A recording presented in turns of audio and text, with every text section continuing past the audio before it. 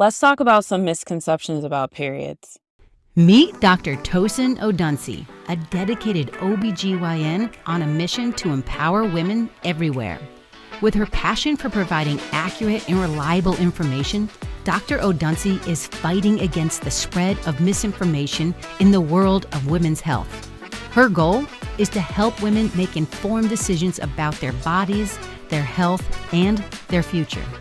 So join Dr. Odunsi as she shares her expertise and empowers you to take control of your health journey.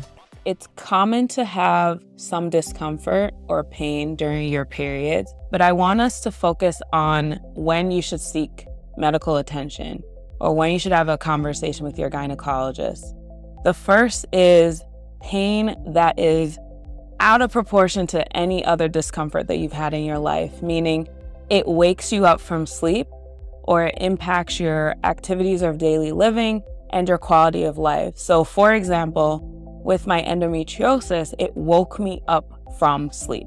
That is a warning sign, that is a red flag. Also, in terms of quality of life, let's say when you're having your period, you have to miss 3 days of work or 3 days of school.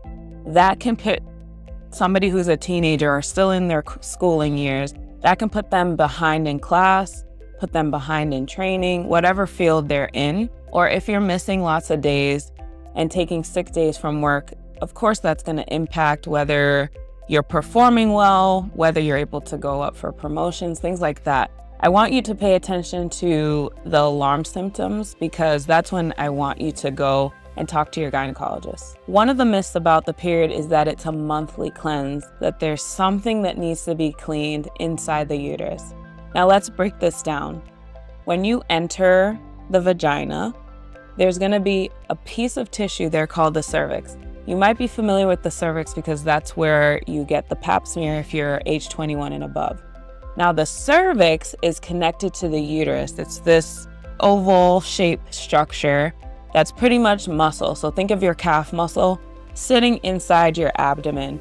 And the lining, meaning the inside of the uterus, that gets shed once a month. That's how we understand the period. There are hormonal fluctuations that prepare that lining for a potential pregnancy, meaning sperm meets egg that travels into the uterus and sits there and becomes a fetus, and it's creating a soft, cushy landing for a potential pregnancy. Now, when there isn't a pregnancy, that lining has to be shed some way, somehow.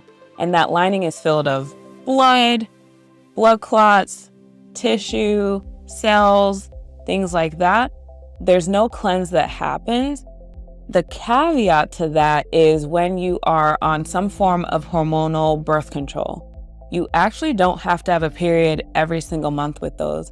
In fact, there are some that will space your periods out up to a year. So let's say you're on a continuous birth control pill and you skip that week where you're supposed to have a period and jump into a new pack, which is a little hack for if you don't want to get your period, you actually won't.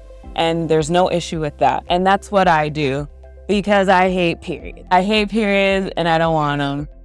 You may not feel at your optimum when you're on your period, and that's perfectly okay. I feel awful when I'm on my period, and that's the time where I give myself the most self-care, the most grace, because I know I'm going through hormonal changes. I know I'm going to be fatigued, sluggish, very tired. I'm going to be extra thirsty during that time, drinking lots of water, and I pretty much just want to roll up in bed and relax and chill. And I want to reassure you that it's okay if you need to do that too.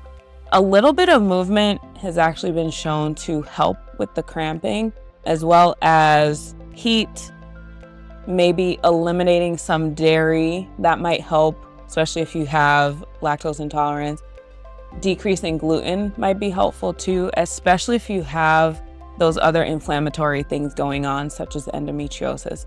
But I wanted to give you reassurance that if you're not feeling optimum during your period, that's perfectly fine. We're not just talking about periods here, we're talking about fighting stigma around reproductive health. And I want you to feel comfortable talking about these things with other women, with your family, with your friends, and with your gynecologist. So if you want to learn more, click that subscribe button.